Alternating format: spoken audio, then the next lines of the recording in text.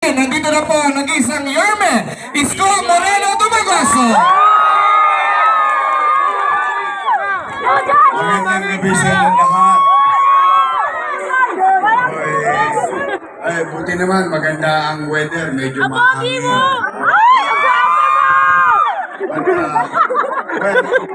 I love you!